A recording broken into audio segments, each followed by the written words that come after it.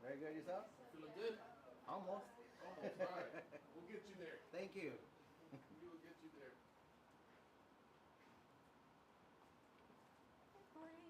How are you doing? Good. Got the cans and everything. Yeah. Let's ask about the.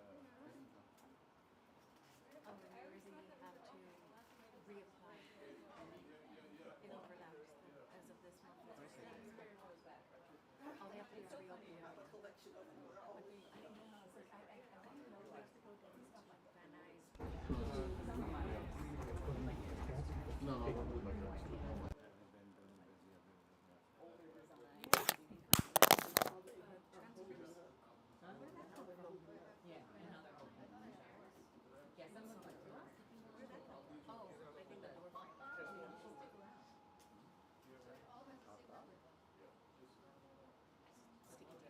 Oh.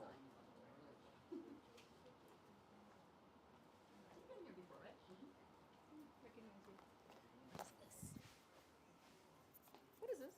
So we need. Oh, so maybe it's theirs. Go on for them to come back and say that. Christina, is this yours? We make. Oh, sorry. That was a microphone. Okay, it fell. Oh, if you get here, you and BJ.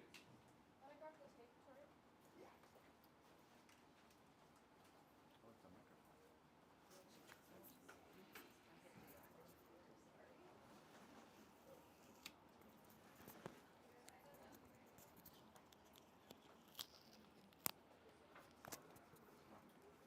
Let's clip it on too. What do you want to do? I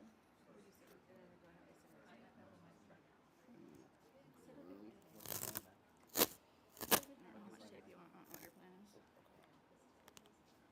We're gonna have to troubleshoot this on. Excuse me. No.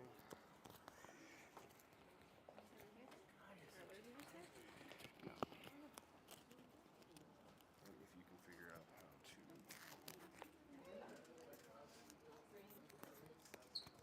Get this on without a phone. Where do you want it? Alright.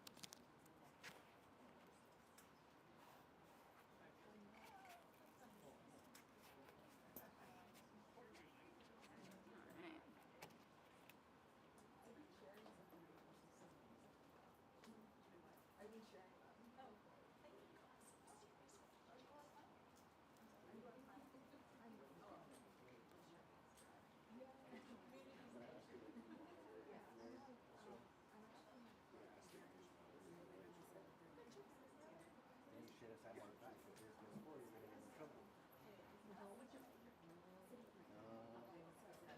Oh, now I make sense.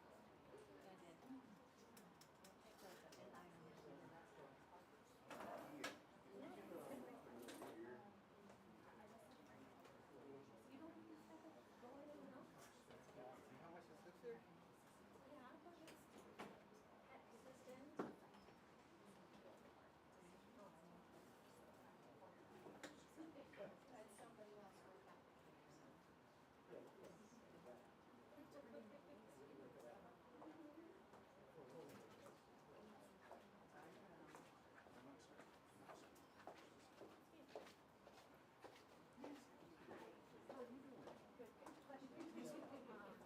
As of this month, I'm getting my business portion of the SBA. Okay. But I know we're going to find the open and they want us to do transcripts and the IRS. Yes. Where are you guys located now? So I can take my transcripts. Great question. So we're actually at the Altadena Community Church. So it's in Altadena Drive. You know where the White Lady is closing? Right across the street is that. I think it Oh, was. right by the sheriff station? Yeah, that's where we are. Oh, okay. I know. I'm thinking you guys on Woodbury for some reason. No, we were.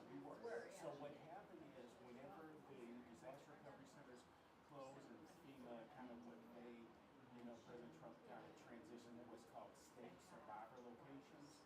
So the state was then responsible for providing a location. That's why they moved over to the community center. 9 to 5, Monday to Friday, no Saturday and Sunday hours.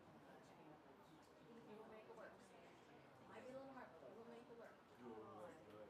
And you guys still have uploading capabilities there? Yeah, we have uploading capabilities.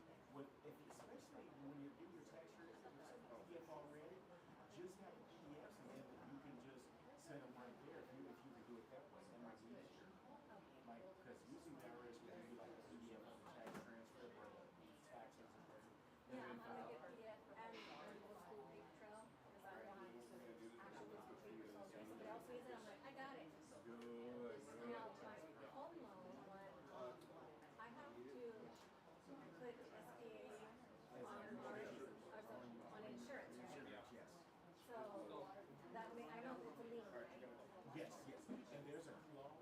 So if you look at your loan closing documents, it has a specific clause that you have to kind of follow.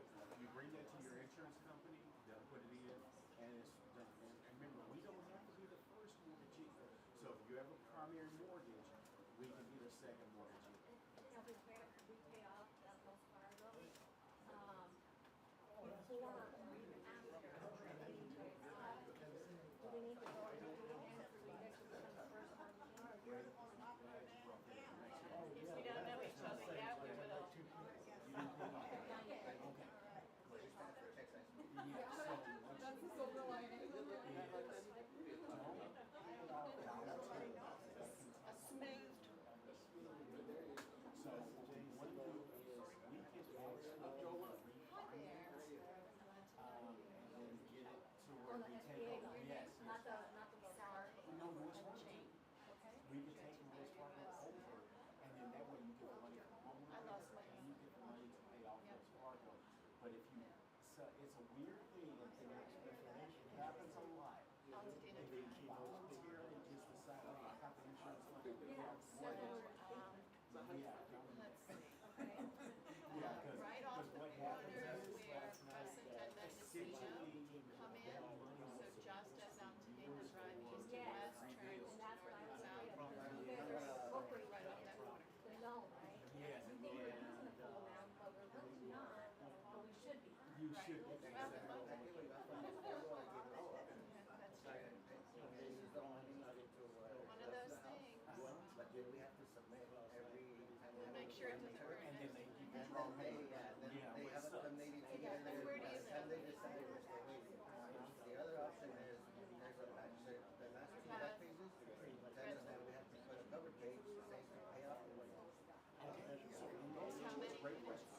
If it is a mandatory so what you want to do is bring that over to the No, I know community that. center One and second. have her send it to your case manager. You can email your case manager directly and just ask them, hey, so Michelle, or whatever her name is, is this a mandatory, or this qualify for me as a mandatory mortgage payoff letter? So that I don't lose my SBA. Yes. Okay. Exactly, no, and that's why I want you to do the refinance, and you get the 2.5, and you get the 12 months off, because you have to replace it in your fund. Right. We have to because at the end of beginning of August, that was our deadline. Otherwise we have to reapply for the whole company. That's what we were told. I know, they've been trying to, Expedite a little faster? no, it's, we have a lot of people So do you feel like you were who don't understand that dealing from a fire is different from floods, and kind of, hurricane, then it takes longer to get it closer, it's a different thing. So what you should have requested was an extension of your disbursement. It's too late now, because you have a 50K hit. Yeah. If we did ask for the extension, that's why they extended it to And then they can extend it. Oh, again. They did not clear you. Good to know. Yeah, now the clock starts. So Yeah. hopefully by the time August comes, next year you'll have the home everything done, and it's okay. I think so. It's just the concern that I have. Right? Some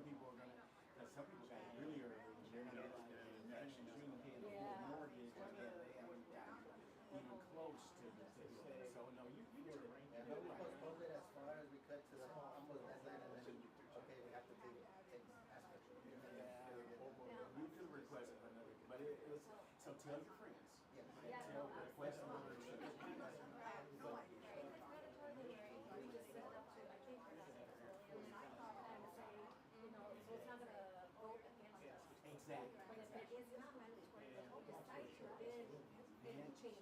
And changes, and it could impact your real good because essentially, Even if it's approved, even though you gotta prove this, technically, remember, that loan authorization agreement that you signed, if you notice it said, this amount I can repay every day, because this is total personal yeah, property. we have to submit it So if every you 6 turn months. around and use the insurance proceeds, it just throws everything off because it's gonna create a shortfall because they're not gonna have enough money. So You talked to Freddy about resources to help serve.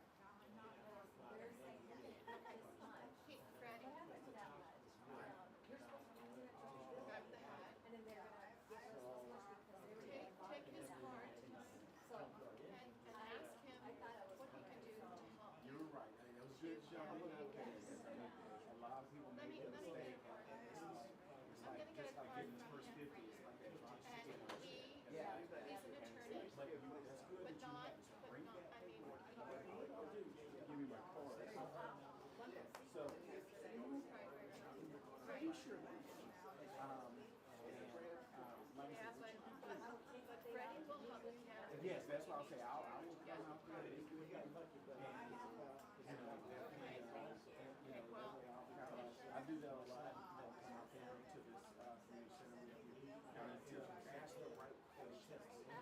But bring all the information. It's a research part information. Bring the tax and all this stuff. So don't send nothing to the work already. No. Let the legal department that our processing center review it and just recommend, like I said, when you ask that question, would this be qualified as a mandatory loan? It sounds like it, but I just want you to get that confirmation before you do it. Yeah, because I don't want to jump and pay them off and then I'm stuck here. It will have complications. And when you say they refinance, if they do give me loans, then the same will have the mortgage, and I take that balance and throw it into the house. I'm already at the master SBA. So there's ways in which I'm gonna talk about that too. Oh, okay. So here's the thing, 2 years old, right? Now we're in that state of supplement, but we still need more money. So that's where we can get into mitigation. So mitigation is very important because today we're going to so like instead of maybe doing a 30 roof, maybe we would more have a metal roof that may be more fire retardant, or maybe instead of doing, you know, wood shutters and burning, we do, you know, metal shutters on outside. Something that, so essentially whenever you're working with the builder, have them put together the plans and say, oh, you know, this part is mitigated measures, like there's certain windows you can have, there's shutters you can roof. I mean, it's not gonna totally protect the home from, you know, burning down again, hopefully, it doesn't happen, but it will safely mitigate, you can get up to 30% of the total loss from window measures. So that can give you, so let's say we have a million loss with the home, now that gives you a potential other up to 200,000. Now we already have our blueprints and everything is already in the permit department. Yes, yes. Depending on how what's killing us and we're kind of believing that's gonna kill us, is always up there in the code. But they change on the codes on the city budget. There you go, yeah, there you go. And so that's where you should get those extra funds, because anything again, mitigation, think about it, safeguarding your property. We always say that, I think this is the state, $1 mitigation saves $6. So, I mean, it's no guarantee. Nothing's guaranteed, but I mean, because at first it was rain, we had to get the solar panels, we had to get all these, and there was no gas installed no more, it was all 100%. Now there's. But now they went back and Newsom said that because there's a leeway on the so now you have to be solar ready, so you don't have to shut down. Right, so they just have to be connected. Exactly what they're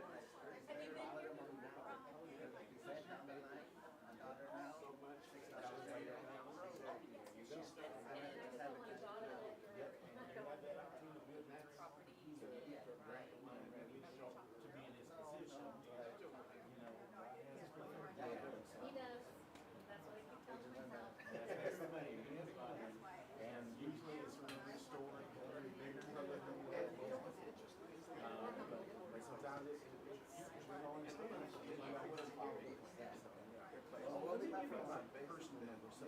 That way, you're on one of those cars, I'll just put it on the ground, you can just, yeah, just type it in. What's your one, 128? Thursday. But you fill out, okay, yeah.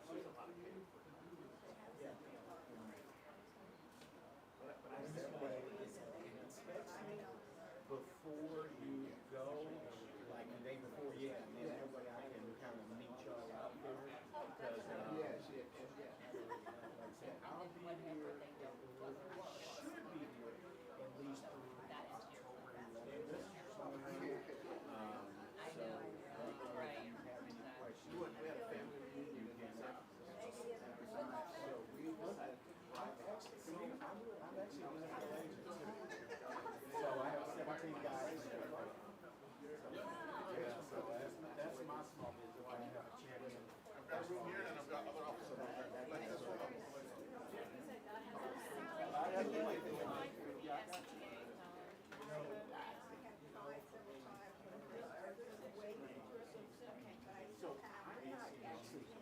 the center. So, you know, my role is a public information officer. So but I will meet you personally at the center, kind of guide you with the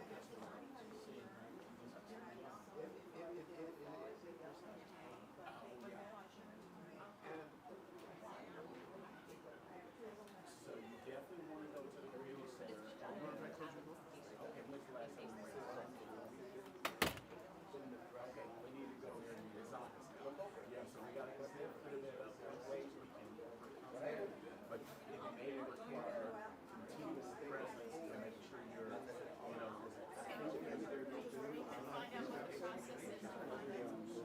so we just need to make sure we're doing all the adding resources.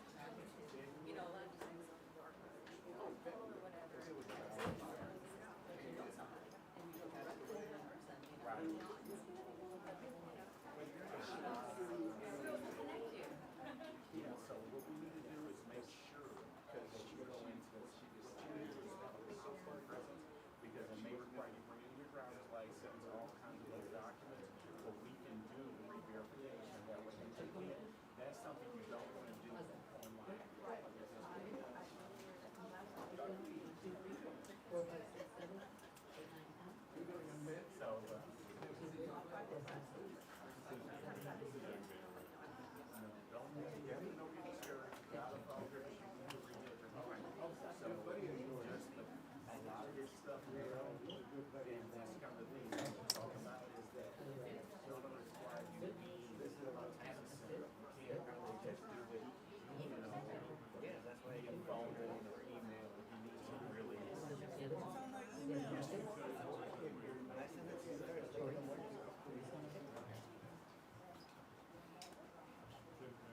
How about a real mic check? That much better? Thank you, Ellie. You are amazing. All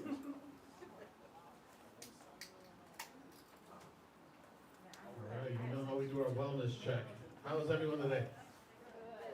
All right. You guys ready to rebuild? You guys excited? Motivated? All right. It's okay. We're going to get you to it. We have an incredible workshop today. For 6 straight weeks, everybody said, what about my taxes? And I didn't have the answer. And last week, you guys put your pitchforks out and said, we want to see the assessor. And, you know, through the good blessings of an incredible assessor, he definitely said he'll be here today, and he's definitely showed up today, and we are definitely excited to have him today. We're going to go through some homework first. I want to alert everyone about the block party. That's going to be August 23rd. It's a community resource fair and block party. It's going to be every resource possible, every agency possible. It's going to have some music. It's going to have some fun. It's going to have all the resources and builders and things of that nature. And it's been hosted for many years by the former Assemblyman and former Mayor of Pasadena and current CEO, Mr. Chris Holden. And I also want to alert you guys to what this firm also does. There's so many good resources. I felt like I haven't been able to alert you guys to them, and I think it's kind of been unfair because they're just amazing. So coming up, we may be sitting on a possible environmental disaster, and nobody's really talking about it. And I think it's something that needed to be talked about. And this amazing firm spearheaded a soil testing town hall with the great environmental activist Aaron Brockovich. They have some professors from USC and UCLA and organics to really have a deep discussion on when we rebuild, what are we rebuilding on? When our future comes, what does our future look like? Are we going to have an environmental disaster in the future? Are we going to have children with lumps in the future? So these things need to really be addressed and find out who is going to test, who is going to remediate. And unless there's a voice, which Aaron and LA Fire Justice are putting a voice to, then no one's going to do anything about it. So the more we make noise, the more things happen for us. And that's a great service and program from LA Fire Justice. In addition, this is open to everyone, whether you're a client or not. This is why I love this firm, is they have coffee chat to come talk about your issues, talk about if you have an issue with a permit or if you have an issue with your insurance. This firm here sits with you, whether you're a client or not, and go through that. Then they have business chat. So if you have a business issue, if you have business questions, these are things that this firm has supported everything the Altadena Coalition has done. And they've been amazing. And of course, something that's really important is Mental Health Mondays. Like I said, this is a traumatic situation, losing everything, losing your home, losing your memories. You may not have ever had a mental health issue, you never had an emotional issue, but these are things that you may never had a traumatic event. So we want to make sure at this firm that they provide these resources, and have been amazing. So that's the homework. Take a look at what they do. There's all kind of posters there, but I do expect everyone at Chris Holden's block party, because not only has he supported this community as assemblyman, as the majority leader, as the mayor of Pasadena, he has come into this firm and ensured that the lawyers are going to do what's best to rebuild this town. And it's truly an honor to bring on Mr. Holden himself.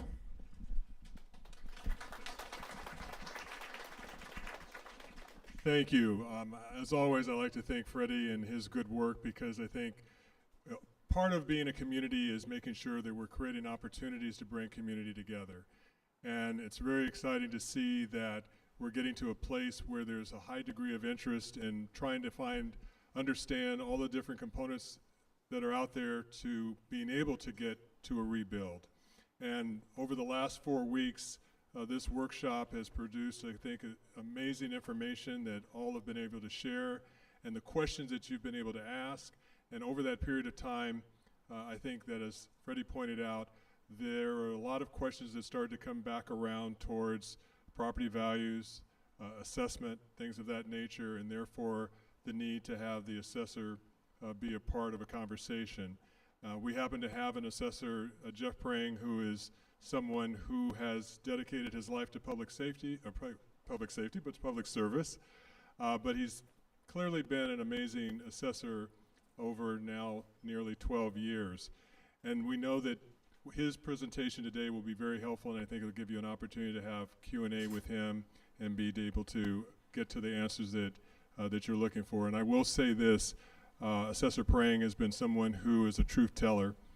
He has been very clear about sharing and trying to find ways to relieve the pressure that what you're up against now and what you're seeing, and how it might impact on the assessment of your property and taxes that you might have lingering out there, and giving some clarity to what that looks like. And I think that you'll enjoy his presentation. It's very smart, well presented, and it deals with the truth, and I appreciate that about him. I also thank you again, Freddy, for this rebuild is going to be a process, but it's one where I think it's important to show and open up all the avenues of opportunities. And I'm really proud of the fact that LA Fire Justice has been able to partner with the Altadena Coalition to bring panels together over the last 4 weeks that I think have been very instrumental and helpful in terms of shedding light on some very complicated and needed to address issues. So again, my job is to thank Doug Boxer and LA Fire Justice for being your host tonight. I'm glad you're here, and I'm looking forward to the presentations and the comments and interaction with the public. So thank you for being here. Thank you, Chris. All right, I just want to remind you what Alta Design Works does so that there's a clarity. You come in, we'll assess through your insurance, we'll assess your personal life, we'll assess your personal needs. All of the designers, architects, and builders that you have seen presented have been vetted through us. In order for us to negotiate collectively with them, we recommend that you come through us because we will help you with the negotiations and collectively get that. They will then send an architect and a contractor to go to your property and take a look at it and make sure there's no retaining walls needed or things of that nature. And at some point, they'll give you a bid. That bid you walk out with, and now you have something to compare. You could have met a vetted architect, builder, or designer that you liked, and if you don't like any of them, or if you have an architectural plan that you already have, bring it in so you can have something to compare, because collectively we're able to purchase better material at a better price. But it takes a collective purchasing. It takes a collective negotiation. People like Genesis can't make money unless they build a certain number of homes. So collectively, if you like that, then collectively, if you come through us, we're able to get those negotiated prices. We've negotiated home filter water filtration system. We negotiated Anderson windows. Collectively, they've given us discount. With MSI, who's coming in here, has been an incredible partner. We've negotiated with MSI, which is one of the largest and highest, finest material provider. They've came in and they've given us discounts, but collectively we need to purchase together. So whether you build your home separately, independently, coming through us, you're going to get negotiated prices because we provided them incentives through tax breaks and things of that nature, wildfire relief, in addition to promoting them for wildfire to get deep discounts, anywhere from 10 to 70%. So my recommendation, grab a card, get a free meeting. I'm not selling you anything, but this is the only way we could collectively negotiate. Got it? All right. Who wants to hear some tax law? All right, I know that's why you guys are here. What I can tell you about our LA County Assessor is he has been absolutely on the front line fighting for us. He's been fighting the state legislator to get us these breaks. That's why he's willing to show up and see you face to face, because he has been fighting for us on our side. I mean, we truly have a fighter in our corner, and it's a very honor and privilege to bring on the great assessor, Jeff Prang.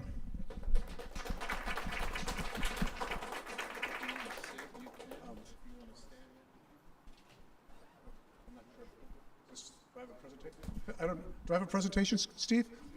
I do.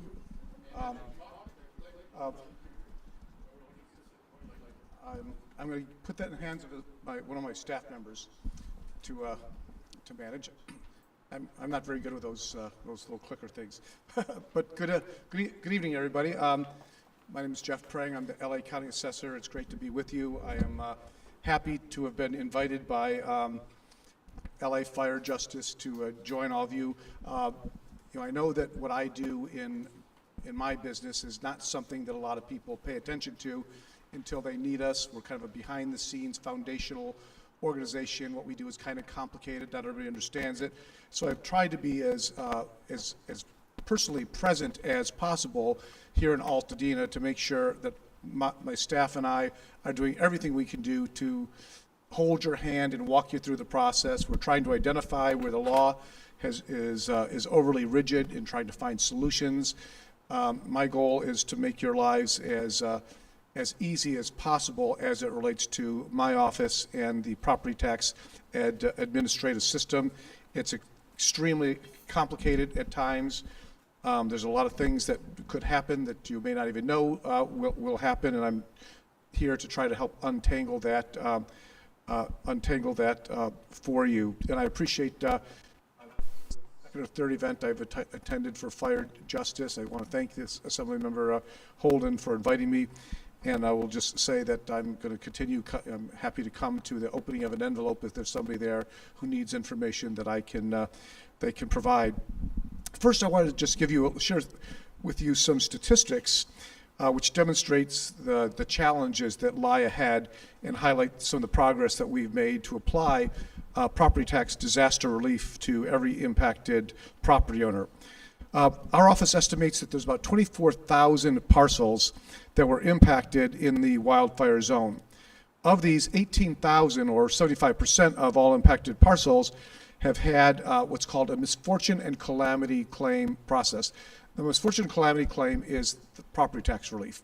What it means is that if your property was damaged with $10,000 of damage or more, we are going to lower your assessed value for tax purposes. If your home completely burned, your home will be zeroed out for tax purposes. If it's partially burned, we will lower it by that partial amount.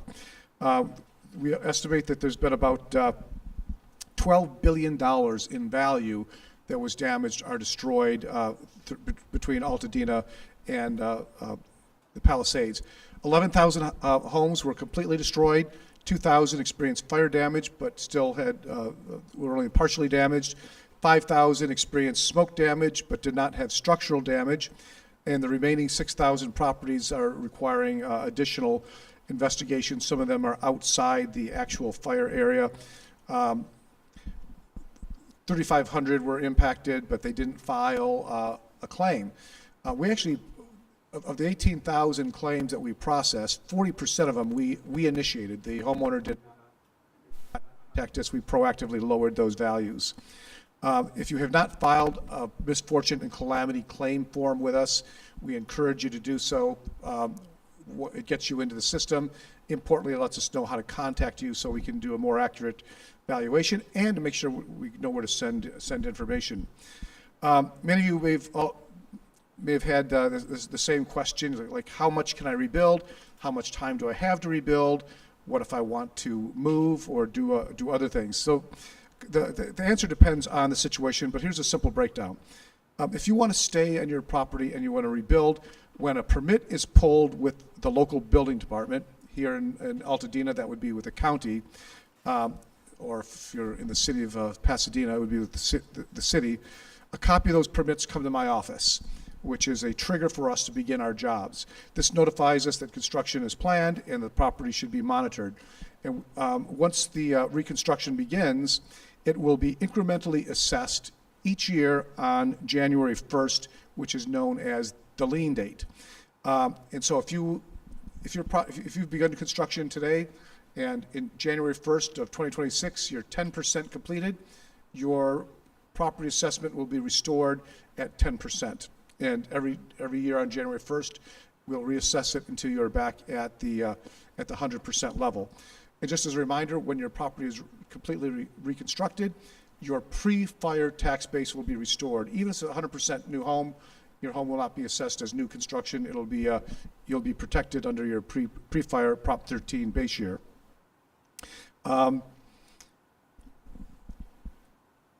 So our office uses one of two assessment standards to apply to newly rebuilt structures. If you rebuild your home to what is called substantially equivalent, which means size and use, again, your Prop 13 base year value will be restored.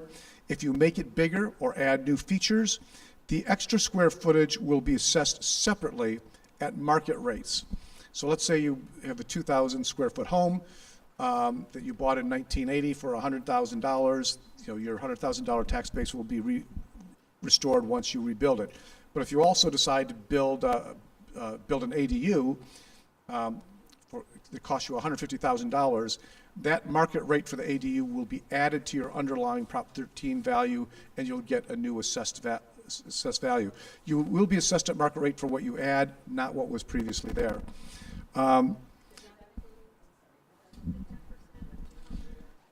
So yeah, let me talk about that for a second. This is a really frustrating issue for me. So the governor's emergency proclamation said that you can get an expedited permit up to 110% of what was there.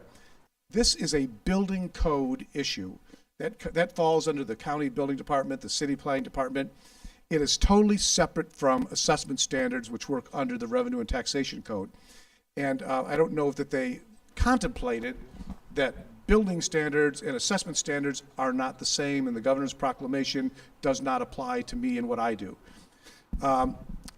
This concerns me a lot. So when you build to what is substantially equivalent, the way that we value that is based on the same size as what was there before. So if you have a 2,000 square foot home and you rebuild a 2,000 square foot home, you'll be assessed the same. That 10% exceeds assessment standards. Assessment standards that are well defined by all 58 county assessors, that have received enormous amount of guidance over the years from the State Board of Equalization, which regulates how assessment standards. So when I learned about this, I was actually kind of alarmed. I said, I don't want to send a tax bill to people who are rebuilding according to a code that the governor's emergency proclamation allowed. So I did sponsor a piece of legislation. Nick Schultz from Burbank sponsored Assembly Bill 1253 that would allow us to align the building standard with the assessment standard. And I don't know why, but the legislature killed it. So right now we are really chewing on how are we going to deal with this extra 10%? Are we going to have to assess people who build that additional 110%? I can only tell you I'm going to do everything in my power to not have to do that. Right now we're trying to figure out if I have any sort of administrative authority to interpret that law differently. It's difficult because there's so much evidence over so many years about how we apply those standards. And the one thing I always think about is, the assessors, we all do we apply the same yardstick to everybody. So if I have to apply a different yardstick to people, I need something to hang my hat on. So I'm working with other assessors, I'm working with the Board of Equalization, I'm working with the Board of Supervisors to see if there's some way that we can recognize the unique situation in Altadena and Palisades. I do not want to send tax bills to people who are going through what you're going through. That's just, I think there can be nothing that would bother me more. So does that answer your question, sort of? It's not resolved yet. If I have to make a decision and get penalized for doing that, I will do that. But that's kind of where we're at. So there's another provision in the governor declared disaster. Your home can be rebuilt up to 120% of your pre-damage market value, not size, but value of your home. We don't think very many people, if any, will qualify for this particular benefit. This was put into the law about 5 years ago after the Woolsey fire. Candidly, I think it was more of a placebo, so some folks in the legislature could say they did something, but it didn't really apply to very much. Although we did, this morning I was talking to my senior staff about a situation that's relatively new, where this might be a benefit, because in order to benefit for this 120% of value, you really need to get your home rebuilt in about 12 to 24 months. And it's going to be very difficult for a lot of people. But we saw in the paper this week that there's some historic preservation organizations that are they're dismantling homes in other neighborhoods to move. And we think that might benefit them. That might be something that will help them get some additional benefits. But for the average person rebuilding, the 120% won't apply. Under the current law, in most cases, you have 5 years from the date of the disaster to complete your rebuild. However, I've talked to all my colleagues, assessors in other counties where they've had major fires, including Paradise. They said 5 years is simply not going to cut it. So I'm sponsoring a bill with Senator Ben Allen, that's Senate Bill 663, which will extend that period to 8 years with a chance to renew that further. If you decide you're going to relocate, but keep your damaged property. So if you buy or build a replacement property in the county, something called Proposition 50 allows you to transfer your old tax base from your damaged home within 5 years, and then you can keep your damaged property, but you have to do the replacement within Los Angeles County. If you want to move into one of 14 participating counties in California, there's another proposition called 171 that gives you 3 years to transfer your tax base into one of those 14 counties if the damaged property was your primary residence. But Frank, correct me if I'm wrong, but I think in that one you'd have to sell the damaged property. And forgive me, I should have introduced him. I brought Frank Diaz. He is the chief appraiser from what was called our East District office. They're based in South El Monte, and they cover the area, which includes Altadena. Okay, so those two propositions, you can move, transfer your tax base, but keep the property that you that's been damaged. The property that's been damaged will be reassessed at market value. Is that correct?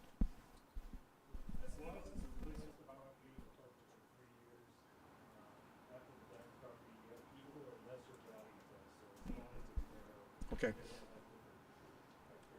We have a handout in the back that you can look at. In the internal funds, there may be some little tweaks in them, but it's something that we use at the Disaster Recovery Center, and we brought a big stack of it.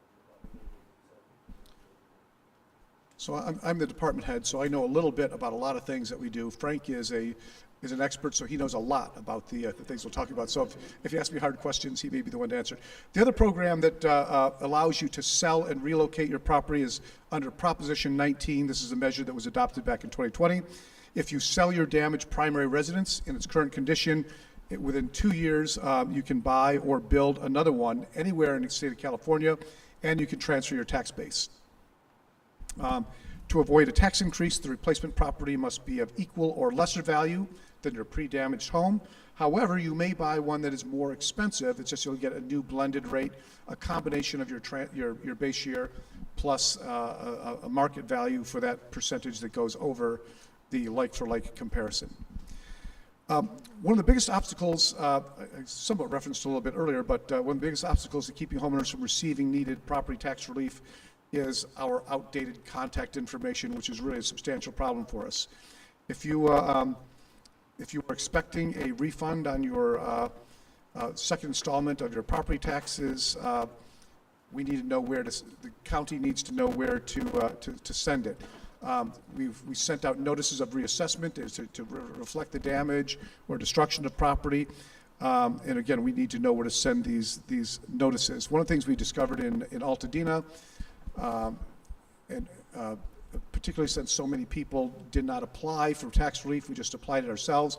We're mailing these notices to the mailing address we have on record. Usually it's your home.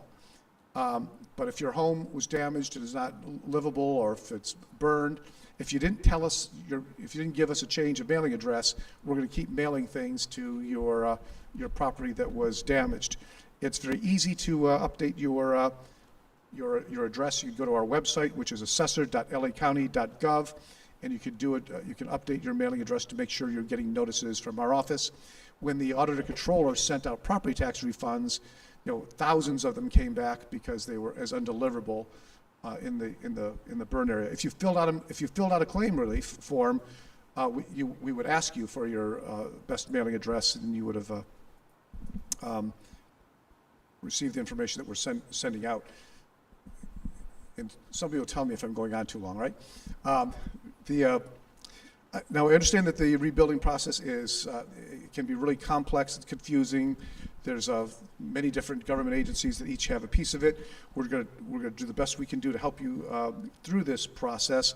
The first step on this journey is to follow through on a couple of items. One, you can check your claim status. If you filed a misfortune calamity, you can go to on our website. You can type in your address, and it will tell you whether your claim is approved, pending, or denied.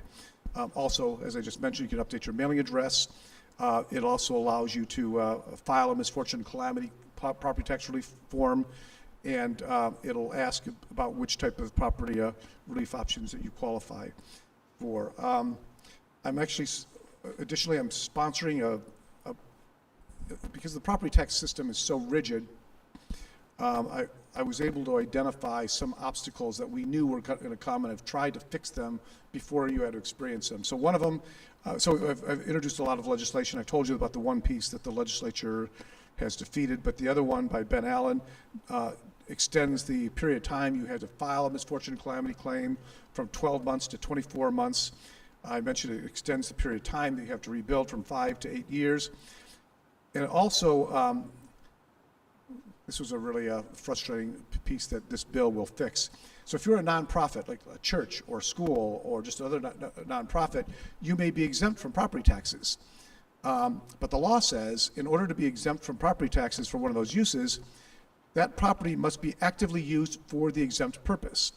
Well, if a church burnt, they're not doing exempt purposes at that lot. So the law says that I have to now start taxing you, which is absurd. So this bill will allow us to extend those exemptions to all those uses until they rebuild.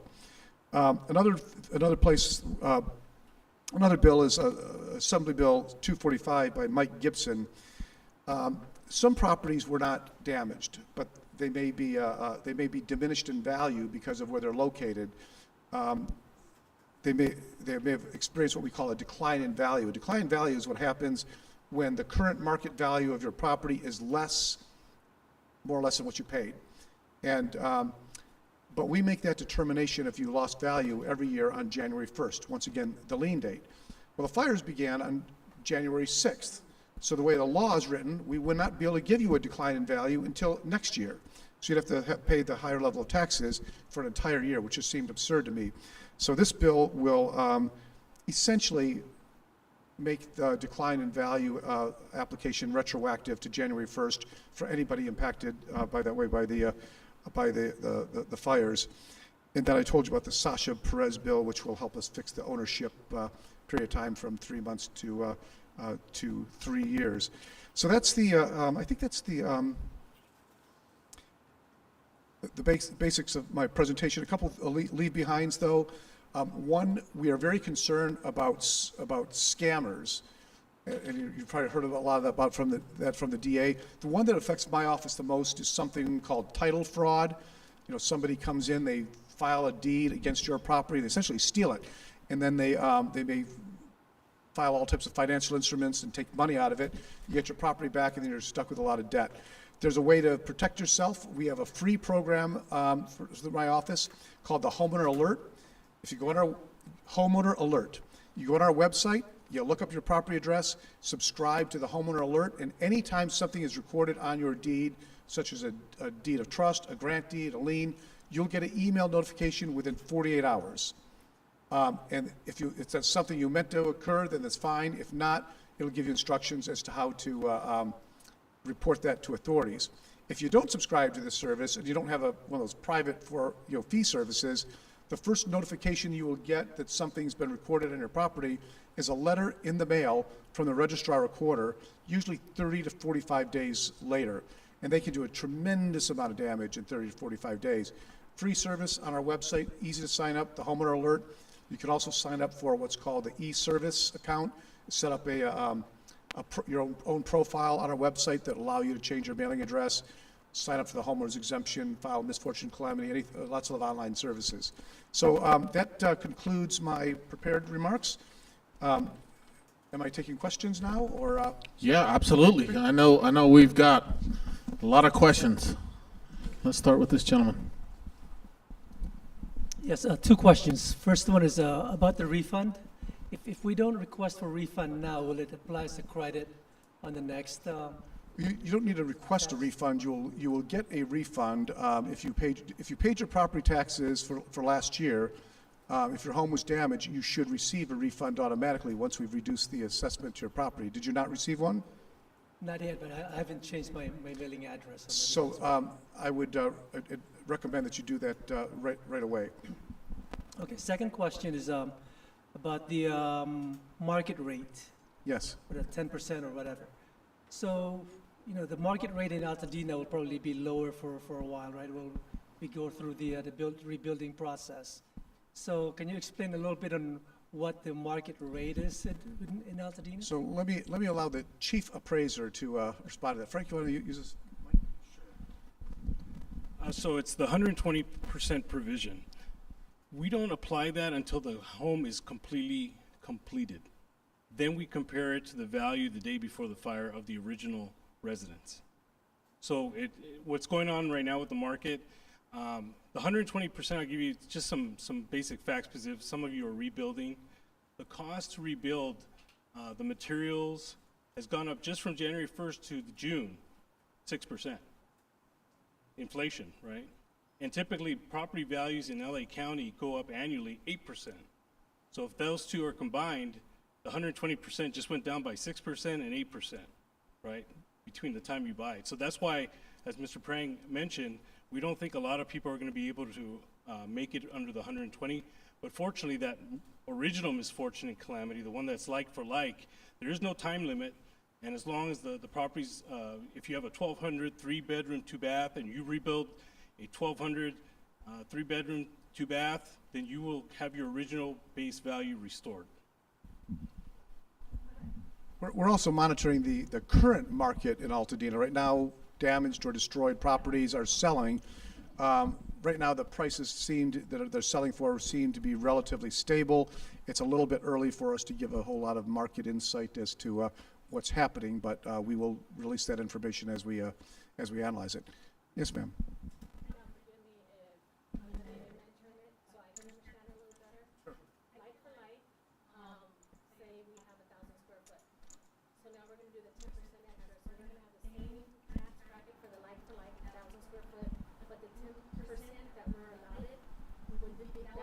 Value, correct? And then the ADU will also be at market value. Anything above that what we originally had. That's correct. So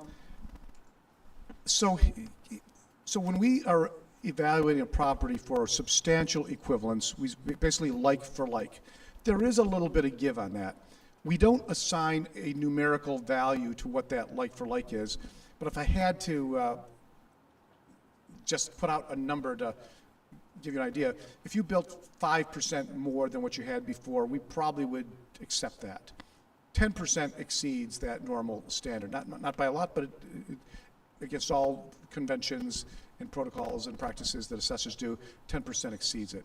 Like 8% would be kind of the same as the They'll really look at each case individually. We are going to do our best to try to squeeze everything into that like for like. And where we can't, I'm trying to find an administrative interpretation that will allow me to do that. That bill that the legislature killed would have made it very easy. It would make you wouldn't have to think about it. My staff wouldn't have to think about it. We could just apply it. But if you were to build, let's say you have a square foot home that you rebuild and you build a 500 square foot ADU, the ADU will be assessed at market value. That will be added to your Prop 13 base year on your home before the fire. So if you've owned your home for a very, very, very, very long time, you build an ADU, it's possible your ADU will be taxed at a higher rate than your home. Hi. So what about the opposite direction? Because I think there are some people who, if you had, say, a 2,500 square foot home and you look at all of the proceeds that you have, you can only build less. So what if you build 10% less or 200 square feet less than you originally had? Frank might be able to explain that better than me, but essentially we'll somewhat prorate it, right? In both situations, it's considered new construction, but this is called negative new construction. So what we would do is we'd look at the footprint originally there and see what was taken down. So let's say you made just the overall building just a little bit smaller, then we would look at that and apply some kind of credit to that. Okay. So that's the right thing to do. So. I have a question. In Altadena, what we're seeing is there are a lot of homes that had assessor square footage, but the house burns down and all of a sudden they realize their house was 400 or 500 square feet bigger than what it was assessed at. And they've owned the home for a while. They didn't, build this without a permit. This is just what they had. How is that being addressed? We are going to, if you can demonstrate through pictures, as well as through our own aerial photography, demonstrate whatever was there. We're going to allow you to rebuild whatever was we can demonstrate was there beforehand without reassessment. You would actually update the record first, because that way, when the insurance company or something comes down the line, we can see that. We'll investigate it, obviously. We have to come out before we can actually get the square footage out of it. But a lot of times what you see is there's either your insurance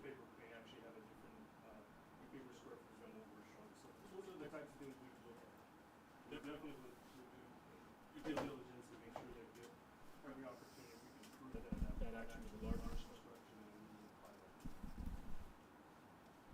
I'm still paying my mortgage. My taxes and insurance is also included in the mortgage payment.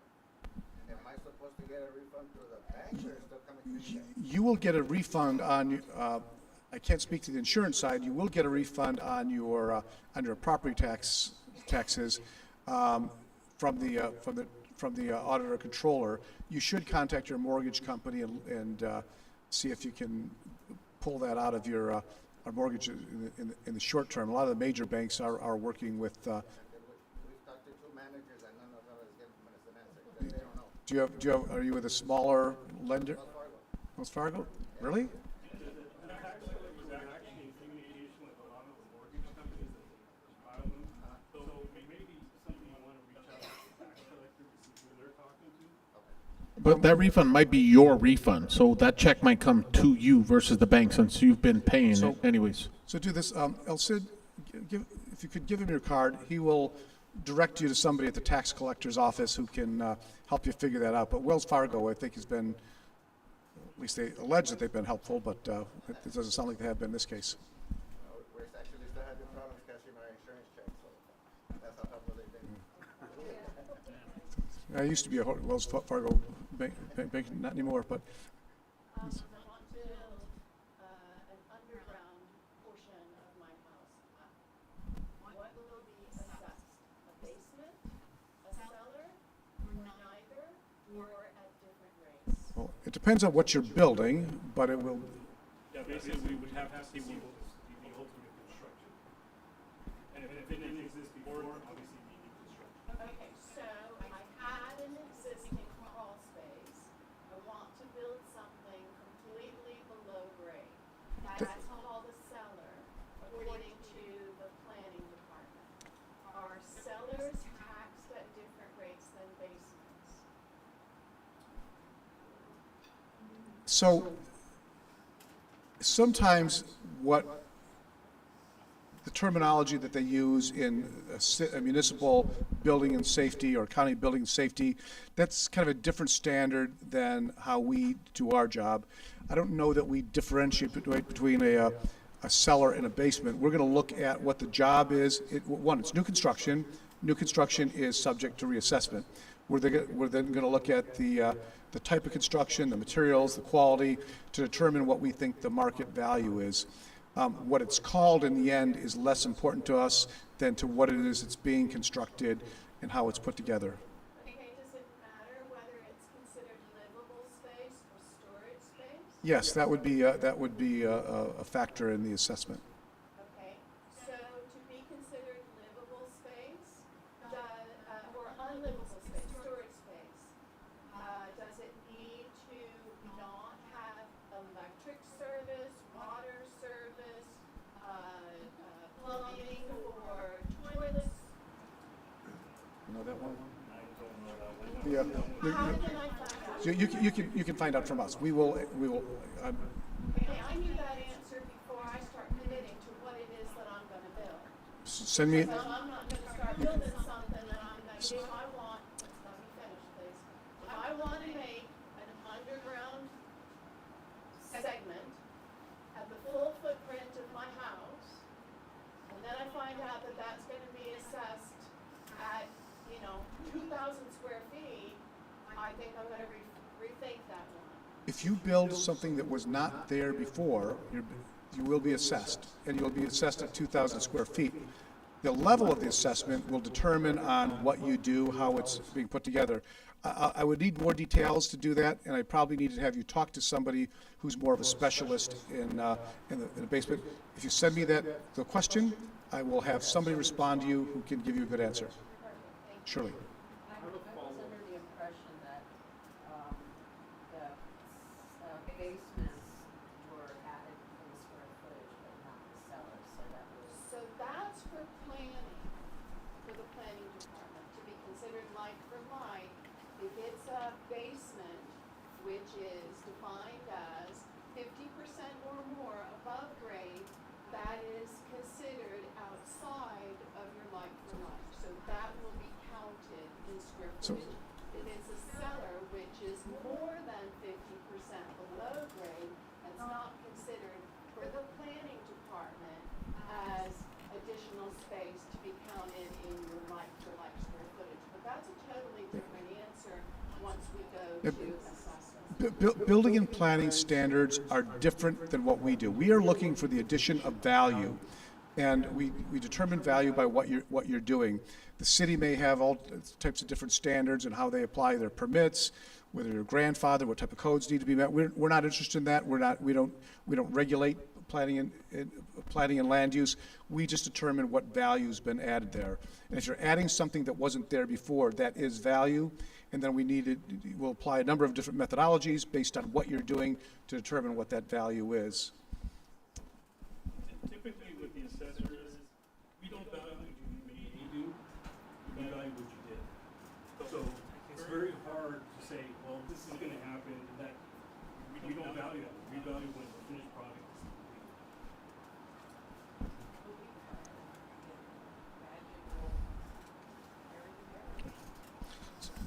So it's so as you're putting your plans together, that's one of the reasons we're here, is because we know some of the stuff is complicated. We want you.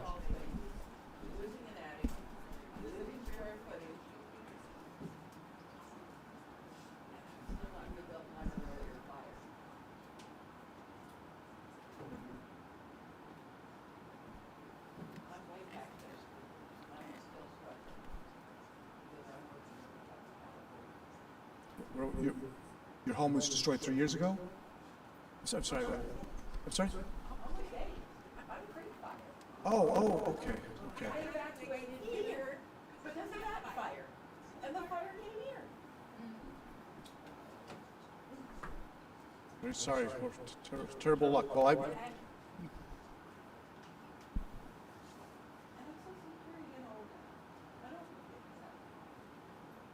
Well, no, you don't.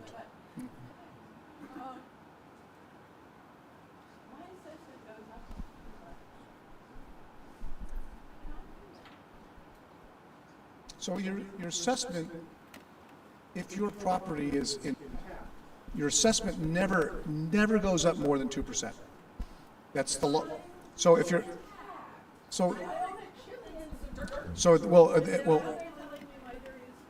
well,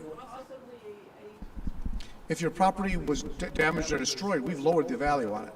If your home was destroyed, it's valued at zero at the moment. We've already done that. Your land still has some value. And I'll tell you something else that we did that no other county has ever done. We really stretched.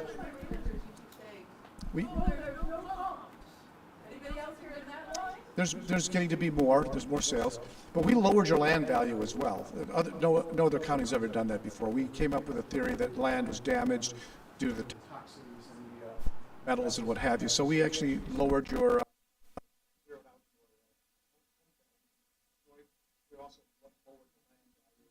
I think as a general rule, between 20 and 30% between the Pasadena, Altadena, and the Palisades. Yes, ma'am. Say I had a 1929 wooden house, 1,000 square foot, and it burned, and now I want to rebuild 1,000 square foot. And you're saying 120%, but I don't understand how, if I have to add all the things the county says I have to add, air conditioning, which it didn't have, I have dual pane windows, maybe I'll add, all of these things, I'm going to be way over 20%, aren't I? So 120%, don't think about 120%, that's not going to apply to you. The only one that would apply to you is 110% of your essentially of your size of your property. That's the maximum you can build. 120% is dealings with the issues of value and not of size. So, but it's this 120% of value thing is actually really complicated. It's actually even makes me a little bit dizzy trying to think about it. Nobody's going to be able to benefit from it except for a handful of people. So don't even think about that 120%. The operative thing that you need to concern yourself with is building substantially equivalent, or what the governor's proclamation allows, up to 110%. Now, we're not going to be concerned about your windows or air conditioning. We're going to be concerned, are you rebuilding your home substantially equivalent to what was there before? So, that's fine. We're not going to be, the market value will be higher, but we're not going to, if you had a 2,000 square foot home and if you build a 2,000 square, if you had a 2,000 square foot wooden house that burned down and you build a 2,000 square foot brick house, we're going to consider. Okay, so what are the square footage? 1,000 square feet. You rebuild 1,000 square feet. You build it from a wooden house to a brick house. We're concerned with 1,000 square feet, and your tax base will stay what it was before it burned. Also, we do understand that you can't build a 1927 house. Those standards, they're different materials that are very different. They're very air conditioning, those things that's nice, but when it comes to the misfortunate of utility and size, like 1,000 square feet is what we're going to look at, how many bedrooms, how many baths.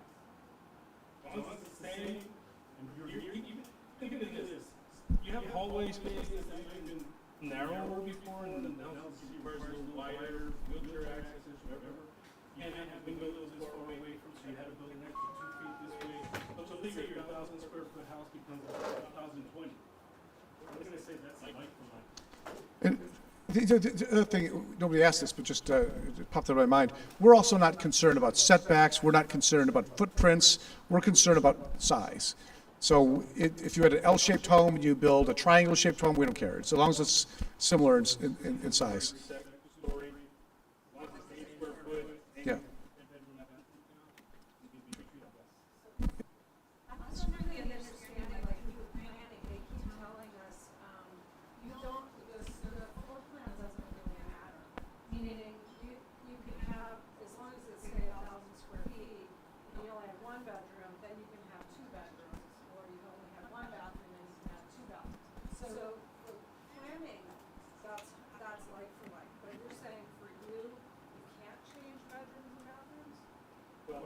This is what I'm saying. So I'm going to give you an example. 1,000 square feet, you have 2 bedrooms and 1 bath. Let's say you say, all right, I'm going to make 1,000 square feet, but I'm going to add a second bath, but I'm going to cut it out as part of the area. So the first thing I got to do is give you credit for that part you cut out on the original value, but that bathroom, the new bathroom that wasn't there, that's you.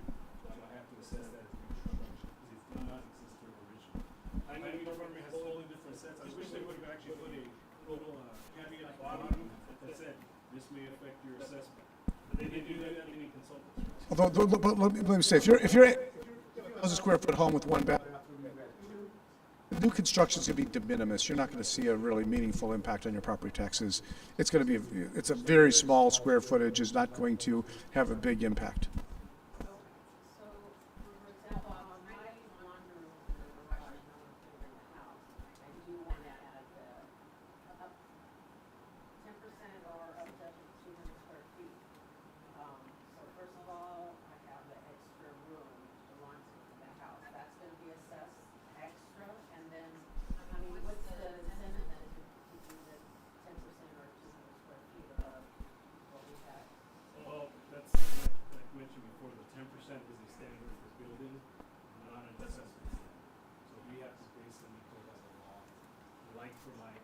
Laundry room was basically just you had your washer and dryer in the garage, any of us did. But you now created a space that didn't exist in the house before. And again, I have to give you some credit for that space, and like Assessor Prang said, you'd be de minimis, because you have to give some credit, but then I have to assess you for the differences. Depends on how you do it. Can I? Oh, go ahead. If you're French. Space in the corner to put a washer and dryer, not necessarily building a separate room. So, okay, well then that'll be the difference. We have a lot of residents, thousands of them, who've suffered serious trauma, have lost everything, has lost financially, their memories and things of that nature. None of them are really going to have a win. You know, none of them see anything as a win. What can we do collectively so that these minor little things that, you know, I had 2 bedroom, 1 bath, and I decided to add a bathroom is not being recessed. What could we do collectively as a voice, whether it's fight you know, into Sacramento legislatively? What can we do to have our voices heard? So if she decides that she's gotten older and she doesn't want to go to her garage to wash her clothes, she wants to bring it in, that she's not going to address a reassessment. So a lot of these standards that we apply are actually constitutional issues. So there's some of them it's a pretty tall order to change them. Probably the easiest thing, and this is why I proposed this legislation, the easiest thing to resolve a lot of these issues was that bill, which would allow me to align the assessment standard with the building standard. That's 10% that gives you that type of wiggle room. If that bill I had proposed had been gotten through the legislature, it would have made your life so much easier. It actually would make our life easier because we wouldn't have to be, there's an assembly bill. It could be, they could reintroduce it next year as a 2-year bill. But one of the frustrations I have is that they didn't even tell me why they killed it. It went into something called the Assembly suspense file because there was a fiscal impact, and then they just don't call it off the file, so it effectively dies. Is there anything the residents can do gearing up for the next 6 months to collectively raise hell? So when you talk to John Harabidian and Sasha Perez, tell them we need help with this Assembly Bill 1253. It would be the bill was targeted to deal only with people within who are impacted by the fires. It was a limited duration and limited audience for people who are impacted by the LA fires. Assembly Bill 1253 by Nick Schultz. Which means we've got a few months to get our voices together, to start writing letters, and to collectively yell. That's how politicians work. If they hear 40,000 of us, they will hear us, and that will get his bill supported. Phone calls, this is how things work. But if we all sit here and cry and yell at this poor gentleman who's been fighting for us, we ain't gonna get anywhere. Clearly they didn't put his bill up for a vote.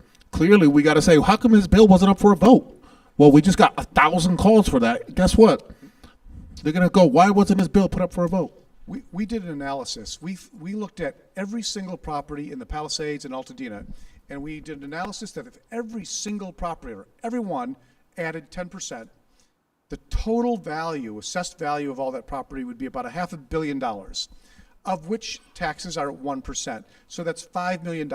That would be the total lost revenue by giving you that additional 10%. But that $5 million would be spread out between the County of Los Angeles, the City of Los Angeles, the City of Pasadena, the City of Malibu, LA Unified School District, the LA Community College District, the Pasadena Community College District, the Glendale Community College District. So nobody's losing any money.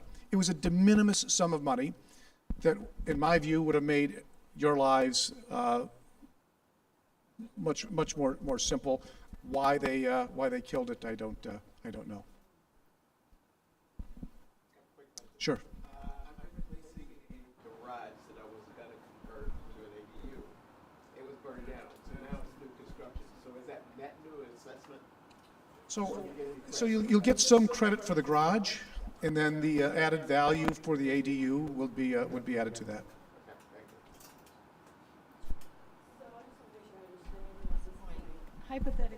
Hypothetically speaking, if my house with the assessor's office was 1,400 square feet, and then the people who had it before me built an extra, say, 1,000 square feet, which was supposed to have a permit, but I wasn't assessed for that extra one, am I gonna have to pay back taxes all those years? If you had built the extra 1,000 square feet, you would be, but if you purchased it that way, we would have assessed the property at market value what you paid for it. So we're already assuming that 1,000 square feet was part of the value that you paid. Okay. We would correct our records. You would have the ability to rebuild that amount as substantially compliant, but you're not going to be dinged with that. So I could do that higher amount. Okay, thank you.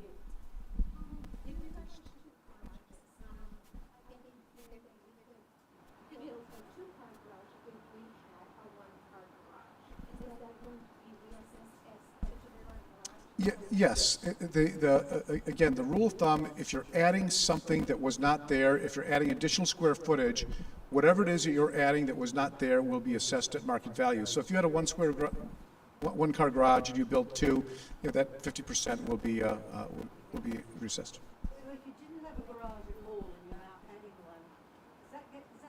That will be assessed as new construction, yes. So what is the other than this, I'm going back to the like the 10%, sorry. So what is the advantage, is that just for insurance purposes then? Well, the 10% for building allowance, that was, I guess, that was just to streamline the process, to give a little bit of benefit to fire victims and to qualify for the expedited building permit. The 120% doesn't deal with size, it deals with value. The value of your home before the fire and how quickly, if you rebuild within a year, then that might be something that's, you could build up to 120% of the value of the home, not the size. It's very, very confusing. That's why I try not to talk about it too much, just because it can apply to very few people. But that 110% in size could impact your assessment, and that's what my bill was intended to fix. That's why I'm seeking other administrative routes to try to address that, to relieve you of that burden.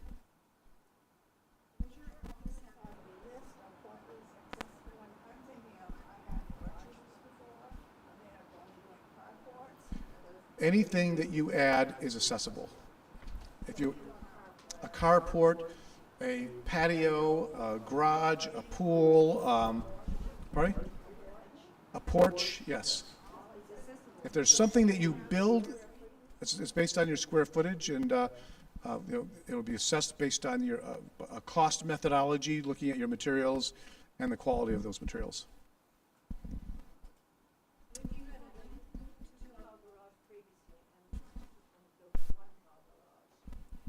We would give you credit for, yes, we give you credit for that.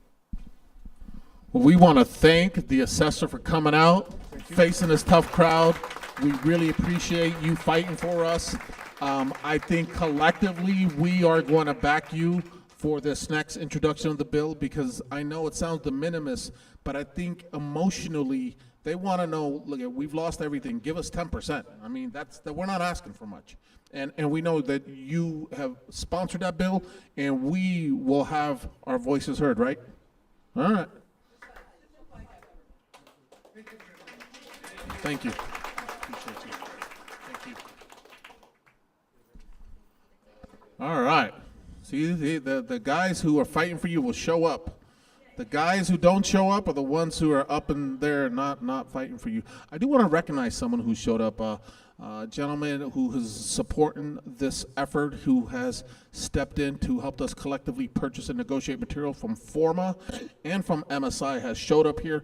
MSI is one of the largest and finest building suppliers, finishes, flooring, everything. They are working with us at Alta Design Works to get you guys large-scale discounts. So once again, collectively purchasing will bring out manufacturers on that level. So thank you, Ruben.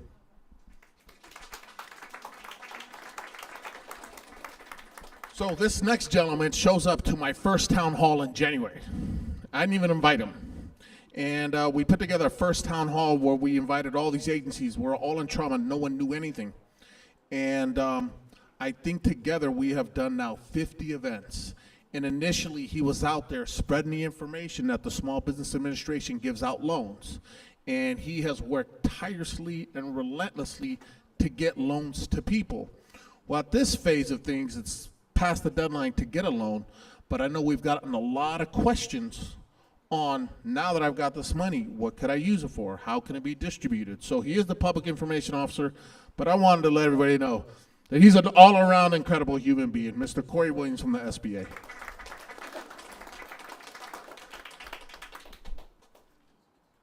Thank you so much, Freddie, and it's an honor to be able to work with you as well as LA Fire Justice. And you know, this is crazy that it's been 7 months now.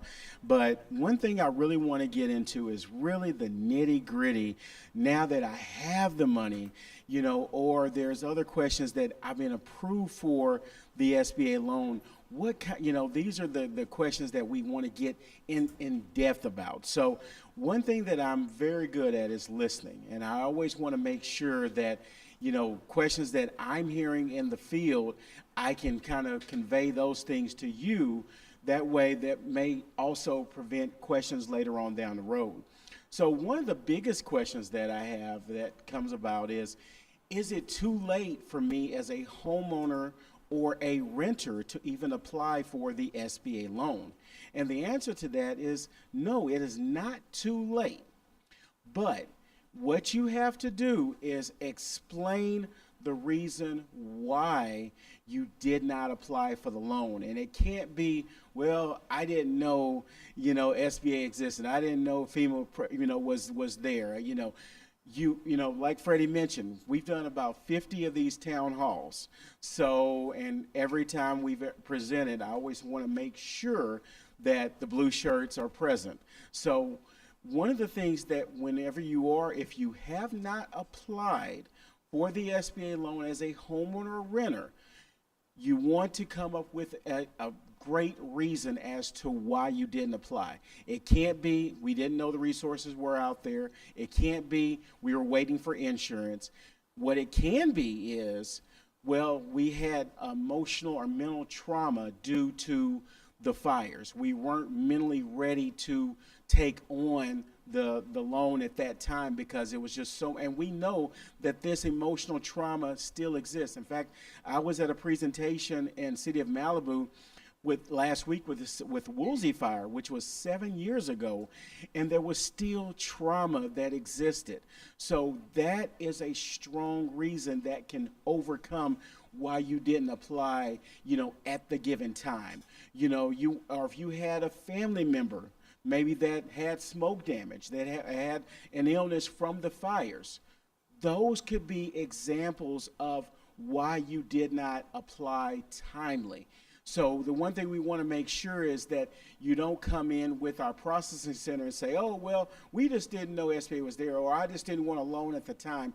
Our processing center is going to say, well, unfortunately, that's not a sufficient enough reason for us to go ahead and reconsider you. So whenever you go, you want to make sure to take advantage of the state survivor locations. And we still have our state survivor location that's right at the community center on 803 Altadena Drive. They're open Monday through Friday, 9 to 5 p.m.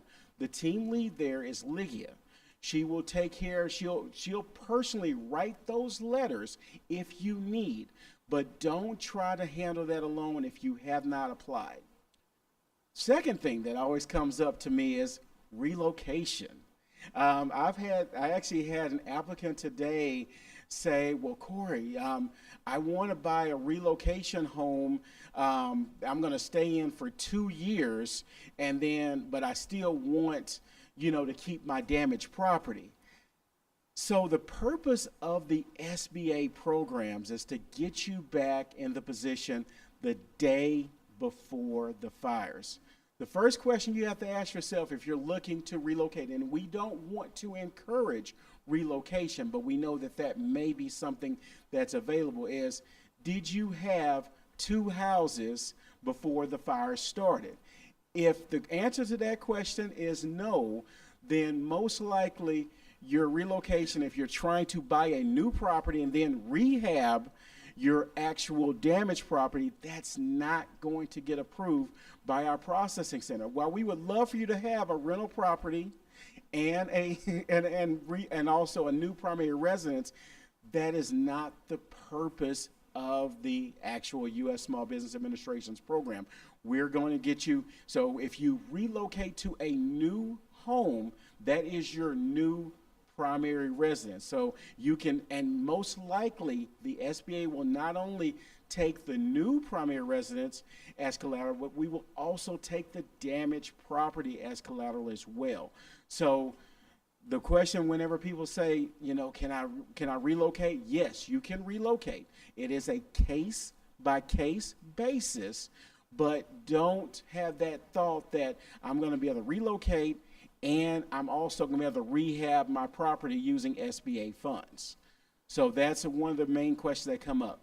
Another question, refinance. What is really important to understand with refinance, and we've talked about this over these 7 months, is that there is a 3-step criteria that must be met for the refinance. You have to have the intent to repair the damage. It has to be your primary residence, and you have to have 40% or more of what we call uncompensated loss. So case in point, I had the same borrower today ask, she had about $1 million in damage, but she got $600,000 in insurance recovery. Well, on the face of that, now you have the exact criteria for SBA refinance. You have 40% or more loss, which is $400,000 loss. You have the intent to repair the damage, and it is the primary residence. So the one thing that you want to make sure is when you're going through your insurance, and if you have unsettled claims, that is also the best time to apply for the refinance, because that way, once you actually get the funds, and most likely by that time, you will have your refinance approved. So that actually, I mean, again, we don't want to have to fight with insurance, but if you did, and you know, there's money that comes at a later point, an extra 100 or 200,000 that may be due to you, then that is something that now you can be approved for the refinance because you have the 40% or more uncompensated loss. Other question, this is probably the biggest question, and I want to make sure that you all as homeowners have the most access to capital. I still remember when I was with Freddy at the restaurant, I can't think of and I talked about mitigation. So you have up to $500,000. Most of you all have probably been approved at the max amount of up to $500,000 for real estate repair replacement and up to $100,000 for personal property or any kind of vehicles that may have been damaged. Most people kind of glossed over the conversation whenever I talked about mitigation. Mitigation is very important because as we rebuild, we want to rebuild stronger. And the purpose, and that's why it's great that Alta works with their architecture and doing some of the things. I'm pretty sure that they're probably going to put mitigative measures that will allow you to access more capital. Case in point, we have that same $1 million home that's totally destroyed. And we had $600,000 we received from insurance, and then we had $500,000 or whatever or maybe $500,000 from SBA. So here's how we can access more than that $500,000. Instead of building a regular 30-year roof, maybe consider the metal roof.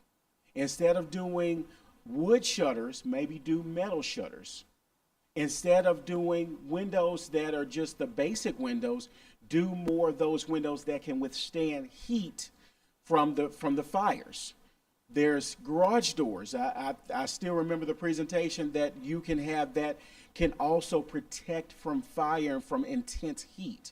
God forbid, we don't want another disaster to happen, but if you have $1 million of damage and you can get an additional 20% of your total loss, now you have $500,000 for repair replacement, and you have an additional $200,000 for mitigative measures.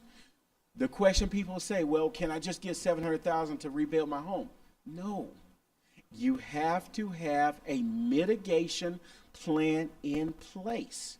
But if you have that mitigation plan in place, whether it is, a better roof, shutters, whatever can safeguard the home from future harm, that can allow you to get into that extra pocket of money. So now you have the potential for refinance. You have money for that. You have actual, you actually will have the mitigation, and you will have the repair costs. And we can put all that into one package for you, but you have to structure it in a way that it shows that the mitigation is a separate investment. And one thing that is very important, I really want to touch on mitigation, because as we get deeper and deeper into this process, mitigation is not only where you get more access to capital, it's also where you're going to build and actually rebuild stronger.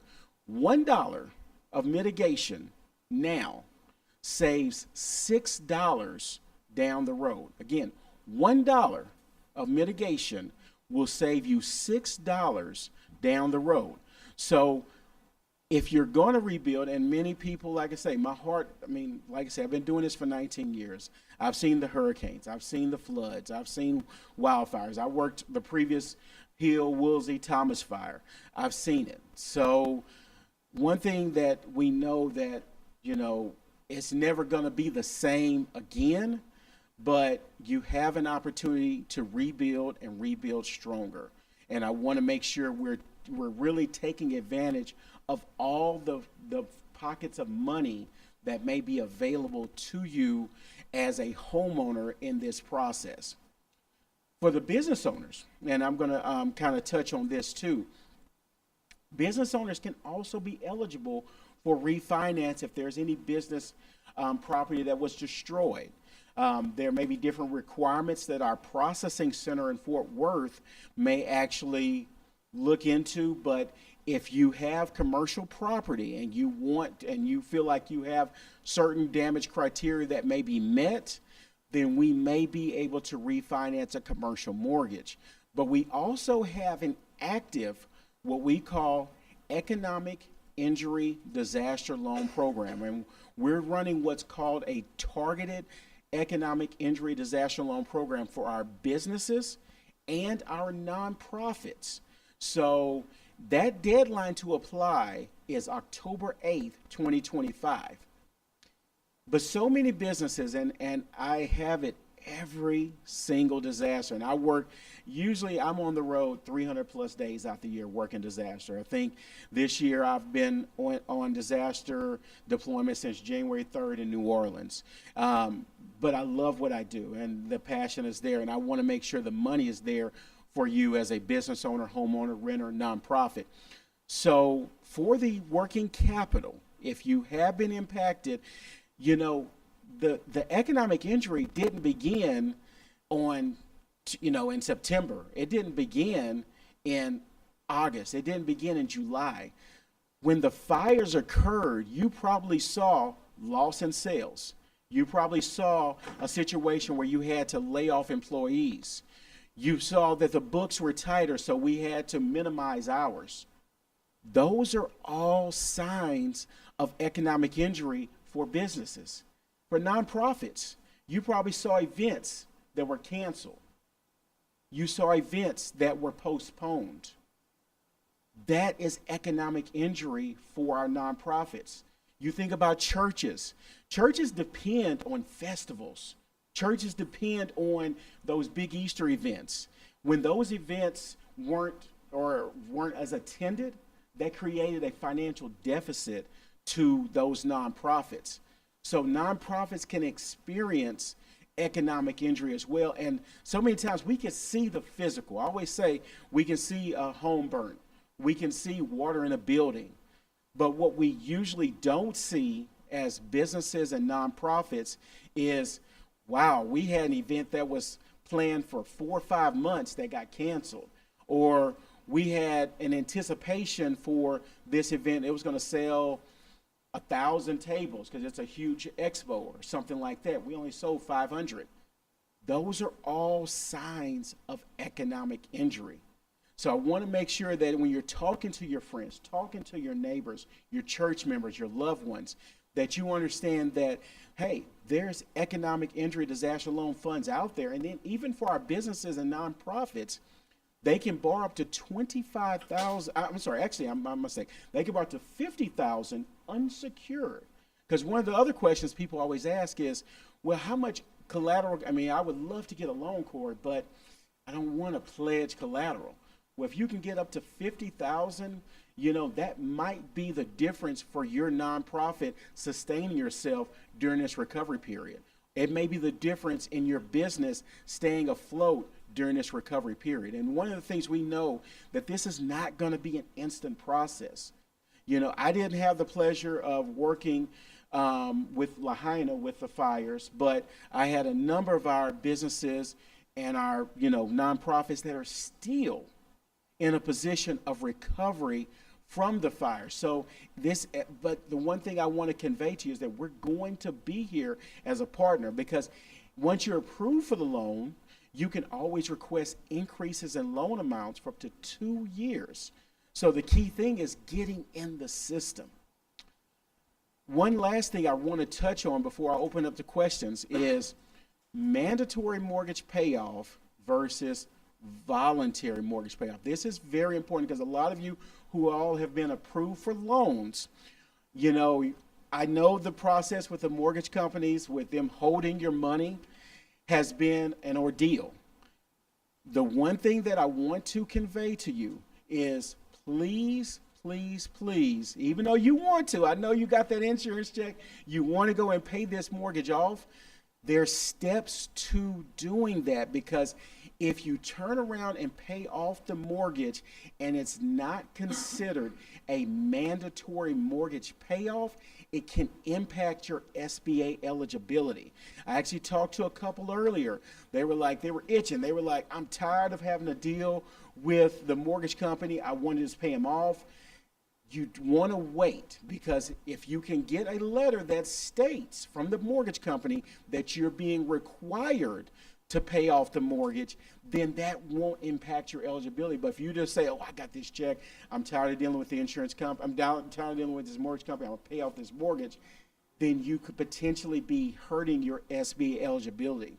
So that's why I really wanted to touch on these hot topics, because these are questions I'm receiving in the field that I can convey to you, so you know, hopefully won't have some of the same issues. And the last thing I would tell you to do is, I know, you know, you've been approved for the money, but if you can, as long as you can, before receiving a disbursement, please, please, please do not accept the disbursement unless you absolutely need it. Because here's the thing. Remember, you have a 12-month clock with 0 interest, a 12-month clock with no payment. So if you're not ready to build, and you actually you started getting your money in June, or you got your money in May, you're looking at a situation where you may not be complete with your project and you're already starting to pay SBA back.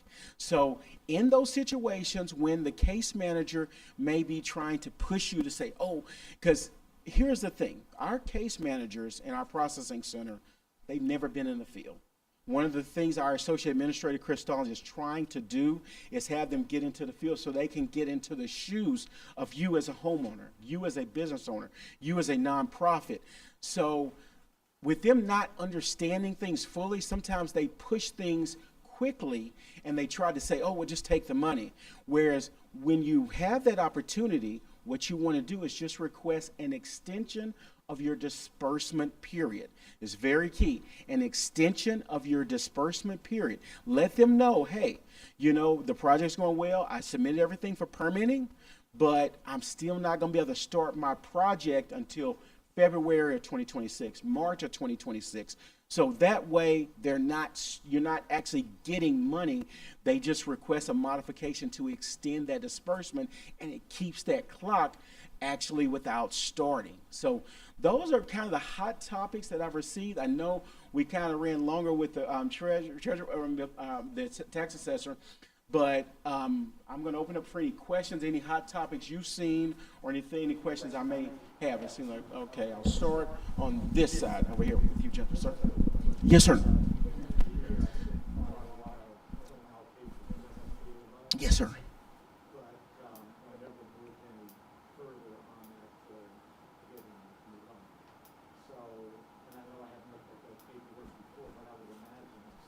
system, and I can probably go in there and find out where I am in the system. You are in the system, but here's the thing, because here's the situation they have with you. Your loan was probably what's called withdrawn. So it means that within 6 months, you had to apply for actually a reinstatement of your loan. So here's what I recommend doing. Go to the state survivor location in person, because there may be other forms that you need to go ahead and turn in. And if they ask, why are you wanting to reinstate the loan, just state, hey, don't say, I just didn't want to pursue the loan. That's not going to probably be sufficient. You want to state, you know, I was taking care of a family member. I had some emotional or mental trauma. You have to kind of have a reason to overcome a decision. So you want to make sure you're putting in the right wording so we can properly reinstate your loan. But go to the survivor location, 803 Altadena Drive. So it's right across from the Rite Aid that's, I think, that's shutting down. Well, I think all Rite Aids are shut down, unfortunately. But it's right across from, I think it's the Senior Community Center next to the police area, substation or something. But Monday through Friday, 9 to 5, the team lead there is Lygia. Just tell them that Corey sent you and you want to go ahead and reinstate your loan. Next question, right here. Yes, ma'am. So can you give an example of the mitigation plan that, so we're working with an architect, is that something an architect comes up with? Yes, yes. So that's something I think that Alta Works would probably be able to do with Freddy's team or any other architect. Whenever you're rebuilding, you basically are rebuilding from scratch. So you kind of have that opportunity now to incorporate, you know, the updated code stuff. And one question people always ask too is updated code code requirements. Can that be considered mitigation? In many cases, yes. But I don't want to say, well, Corey said all the code regulations are going to be approved. It's a case-by-case basis, but any upgrade, keep in mind that that's going to actually safeguard the home. There's a reason why Los Angeles County is requiring those code upgrades, is to protect you. So most likely those would be actually approved. So if you, because right now solar is no longer required to rebuild, but if you were using solar and a battery backup to say power or fire suppression system, when the power goes out, could that whole system be considered a mitigation? Most likely, I'm going to say yes, but here's the thing. Whenever you're presenting with your architect, put the plans together and have them state, this is kind of a fire suppression system, which sounds to me. A lot of these homes were older, okay? Materials that they used before aren't the same code materials. Materials that they built before don't exist now. They won't even allow those to be sold to you. So what ends up happening is when you buy materials, let's say from MSI or from whoever, they already have advanced fire code issues. And mitigation just doesn't mean fire. It means flood, earthquake, wind. So anything that you do, a proper smart architect will automatically be able to put that into a category. That category is not just important for SBA purposes. There's about 10% more in your insurance policy that you're going to also use to try to get an additional 10%. So you know, a lot of people, they barely sell single pane windows now. Most of them are double pane. Well, that is a mitigation. Your offset and setbacks, your hardscape, you know, if you go from a Class C roof to a Class A roof, it's a mitigation. So a lot of things that you're going to do without you even knowing you're home hardening, you are. The key is to document it and then present it. So that's where your relationship with your case manager is going to come in play. When the architecture puts the PDF of, he or she puts the PDF of all the plans, they can even put together a separate section, like Freddy has mentioned, that they'll say, hey, we're going to do a fire suppression system. We're going to do, you know, double pane windows with the triple film. Submit your material list. Submit the material list. All those things can be a part of mitigative measures, but that's where your relationship with your case manager is so critical, because you can have that, you submit everything and say, I would like to be considered for the extra 20% for the mitigative measures. And again, when you're requesting any modifications to your loan, they have to be in writing. So put it in an email. You know, it doesn't have to be a certified letter or anything like that. Please don't send mail to the PDC because it might not ever get read. So just most time we're doing everything electronically. So just do things electronically. I'm sure the plans that you have from the architect is all electronic and a PDF. Send all those over. That's it. When you meet with your architect or you meet with your builder, let them know, by the way, part of my contract with you is you must provide to me all the home hardening, all the upgrades and things of that nature. And if they don't do it, you might want to reassess your architect, but then you take those measures yourself and say, okay, what are you doing here? What are you doing here? What are you doing here? The way they build homes today versus 50 years ago is more defensive. So there's a bunch of things built in to the code that you have to, by law, do already that's going to defend your home. Yes, sir. So I'm also going for the maximum plus the property. And I made it clear that I will not be using the funds until after I consume my insurance money. Last week, I received an email that my loan will be canceled because there's no transaction. So that's exactly why we're having this real talk. So have you talked to the case manager? I sent her an email. Yes. Okay. So here's what you want to do is go ahead and send her an email and let her know that you would like to request an extension of your disbursement period. You do not want to have your loan canceled. You don't want to have it inactive. Again, these case managers, unfortunately, they have never stepped into the shoes of you as a fire survivor. They're trying to push files. So don't let them just turn around and just cancel your loan or say, oh, well, and then the other thing they're going to try to do, well, can we just push the first $50,000 out? No. Yeah. No, if you don't need the money, you just state, I've already put in the permits. It's going to be a little bit lengthier process, so I need to request an extension of my disbursement period. Please do not cancel my loan. I don't want a disbursement at this point. Communication is vital, so make sure to send that email tonight. When you get home, I want an extension of my disbursement period. I do not want my loan canceled. I'm through the permitting process. I'm still working through things. I need to request, if it's 3 months, 6 months, whatever you want to request. The only time I want you to actually request the funds is about a month before you're set to break ground, because that'll give you enough time to go ahead and get the funds in the account, so when you start your project, you'll be ready to go. Okay. And part two, okay. The personal property. Mm-hmm. So if I lost vehicles and if I want to replace that using that money, do I pay them that full amount that was estimated for my entire loan, that $571? So that's the reason why I want to make sure you're requesting your disbursement later, so you don't get that first $50,000. Because here's what's going to happen. Let's say you requested on today's August 13th. You requested $50,000 now, where your clock started, and I've literally had hundreds of people that said, well, Corey, can I return the money and restart my clock? Like, no, you can't. Once you check that box and you've gotten the money, that clock has started. So that's why I'm trying to make sure that you don't have a case manager push you and say, oh, I want my money, we need to, and they're going to say two things. I had this exact same thing happen today. We need you to get $50,000, or, are you going to proceed with a loan? Like, no, I don't want the $50,000. I want to request an extension of my loan disbursement period, and we're in the permitting process. Yes, ma'am. How many times can you request extensions?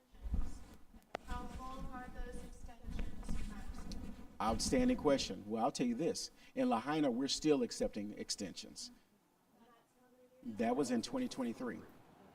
So, but you have to have the right communication with your case manager.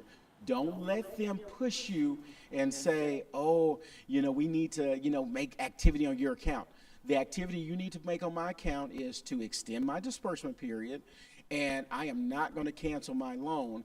And don't let them make it inactive, because if they make it inactive, then it can kind of make you have to do certain things over again that you don't want to do. You usually want to request it about 6 months at a time. But just like he said, when you get that email, don't call them. Send them an email to say, hey, I would like to request an extension of my disbursement period. We're in the permitting process. I want to keep my loan active. Those are the 3 buzzwords. Okay, so you said, that you could start taking the disbursement sometime around when groundbreaking starts. I would say about a month before, because that should give you enough time to have the funds dispersed, at least that initial $50,000 dispersed in your account. Okay, but here's the question. Yes.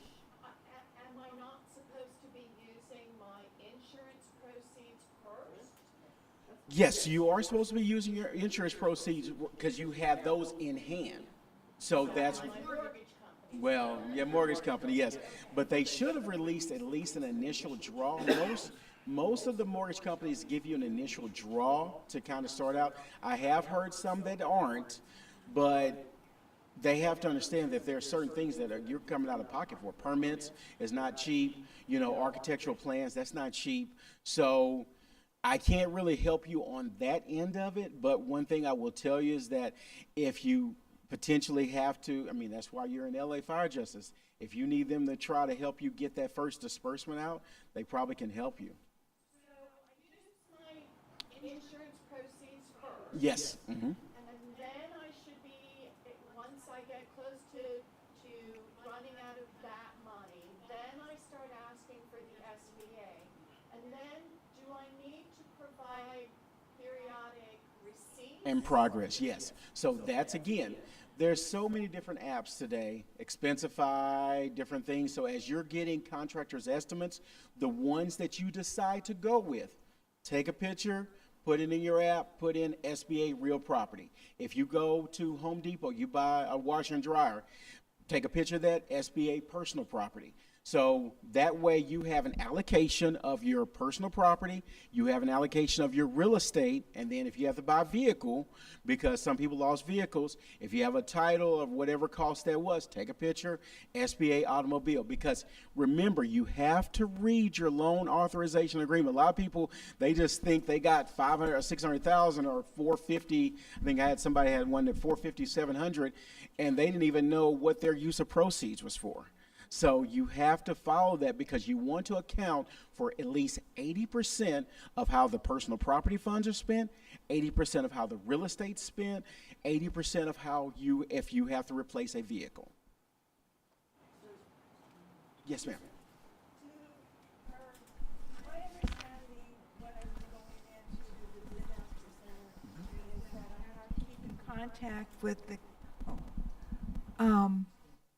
my understanding was I have to keep in contact with my case manager monthly.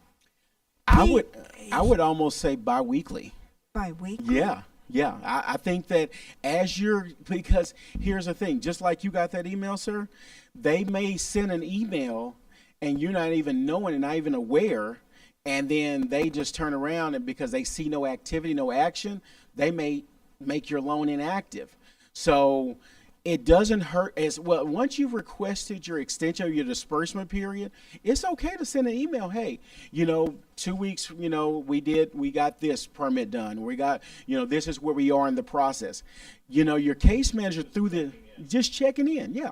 Send those emails. I mean, whether they act on them or not, at least keeps that line of communication active. You could do it monthly or, but my thing is, there's so much turnover with some of these case managers that if you check in every 2 weeks, it makes it a little bit better because just in case there's a change and they say, oh, I've been reassigned to this file or you have this new case manager, check into your portal, at least check into your portal. Even if you don't send emails, check into your portal every couple of weeks for sure. The inactivity would show up on the portal? It should, yes. Okay. Yes, it should show up in the portal. Okay. Mm-hmm. Yes, sir. Follow up? Mm-hmm. Terminating the loan came from another department. Not from a case manager. Right, right. Well, and again, they have different teams that are at our processing center. This was my first job out of law school. And whenever I came during Katrina, Rita, and Wilma. There was 3,000 people in the processing center. I don't think we have as many for this fires because it's usually because it's major, a lot of like 7 or 8 at one time. So there's so many different teams. Just send an email. I'm sure they had a contact email of, a Corey.Williams at SBA or Mike.Smith at SBA.gov. Send an email directly to that person. Always CC yourself so you'll have your own records because sometimes we lose our sent mail. So CC yourself and make sure that you are sending that communication. Hey, I'm not canceling my loan. I want to request an extension of the disbursement period. Let them know where you are. Okay, so just for clarification. Yes. Because you have your case manager and then you have that department, right? Sometimes you have different departments that actually are in that department where they're trying to push. Yeah, that we had during my time, again, this was, I first started in 2006, we had what was called an initial disbursement team. So that's their whole goal is to get that first 50,000 out. So in dealing with that particular person or somebody on that team, just make sure to email them directly, and they have to act on anything in writing. So that's why whoever it is, if you put anything in writing, they have to act on it because that's a modification to your loan. Okay, thank you. Yes, ma'am. I think you mentioned a 40% as it relates to refinancing. 40% uncompensated loss. So $1 million, $600,000 for insurance. You have $400,000 damage. That's 40% or more uncompensated loss. So what source is used to document the value of the home? Is the value on January 6th or is it like market value? What is that? Value before the day the fires hit. Okay. And your mortgage balance doesn't matter? The mortgage balance does not matter. Okay. Thank you. No, it's not the cost to rebuild? So my house worth $600, but it's going to cost me $1 million to rebuild? See, that's where the mitigation, great question, Freddy. That's where the mitigation aspect, because it's still probably going to be a shortfall because some of the money that's going to be used, even with your insurance, even with SBA, if $500,000, it may not make enough to do the full project. But if you have mitigation, then you add that 20% pocket. Now that should be enough to make that difference. But if you don't ask for the mitigation, you don't have a mitigation plan, then they're going to just assume you just wanted the $500,000 and you're going to have a shortfall. But it can't just be increase in loan amount at that point because you've capped out at real estate. So it has to be mitigation to get that additional 20%. Yes, ma'am.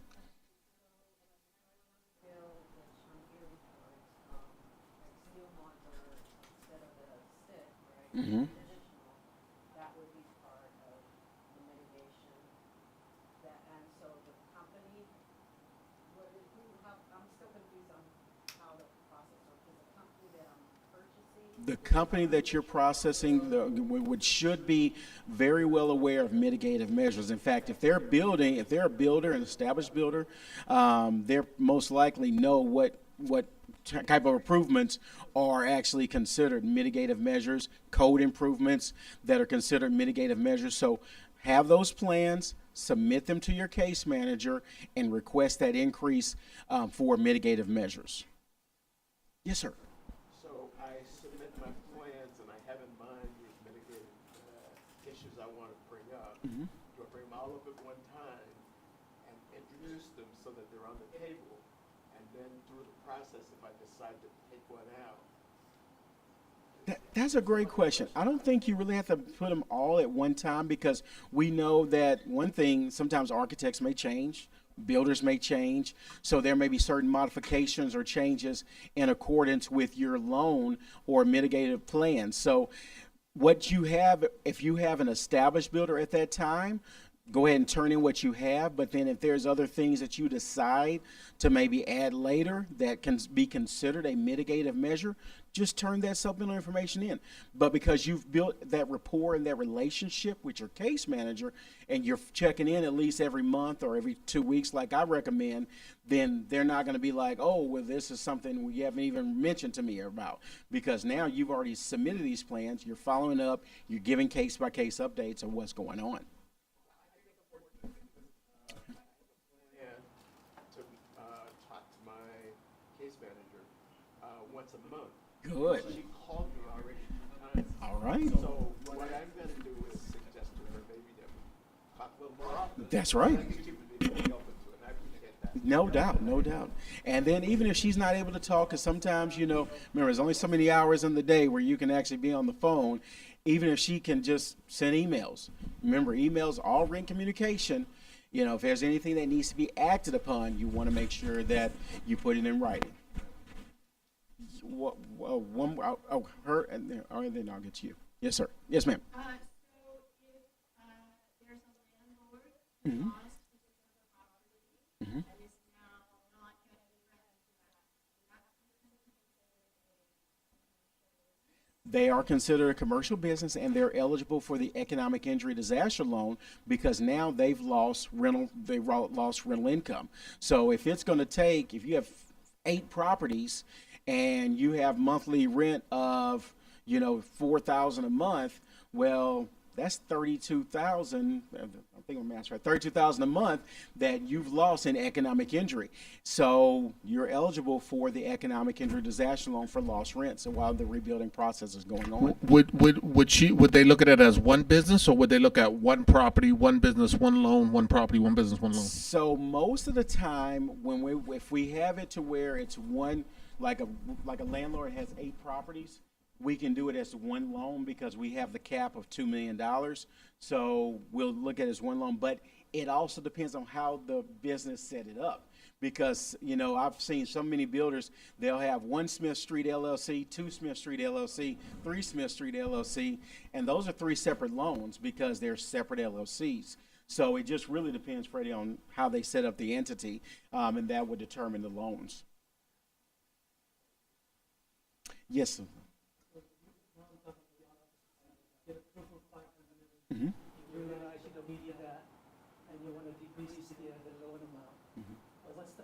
Of doing that. So all you have to do is, so here's what I would tell you to do.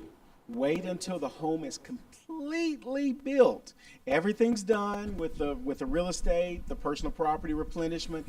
If at that point you have, let's say, $200,000 sitting in the account, you can contact the case manager, say, I would like to send back $200,000 of the loan and have it repaid and have my actual loan adjusted to reflect the new loan amount. So you have to request that in writing. You have to, and I think they have you send a check to the Treasury because, you know, all of our loans are directly actually funded by the Treasury. So I think once you send that cashier's check to the Treasury, you have to have a record of it, and then they'll be able to modify your account accordingly. And the same way if you get insurance recovery too. So let's say somebody gets another $200,000 down the road, well, we'll modify the loan. You can request it, but don't just assume. Here's the thing. Don't assume, because keep in mind, these case managers, they've never stepped in your shoes. So they're many times they're just trying to close loans and just keep moving to the next. So you almost have to spoon feed them every time you have insurance recovery and they modify the loan. If they reduce your loan, you want your payments reduced, naturally. So, but you have to communicate those to the case manager. All right, we have gone way above our allotted time. Now, honestly, when I said overall good guy, what was I right about that or what? Huh? He not only told you the truth, he told you the tricks, he told you the secrets. You guys are all traumatized if you didn't get your loan. Don't forget that. Okay? Don't forget your home hardening and how to apply it. All right? This is valuable stuff. You know, this guy's the best. Thank you, Corey.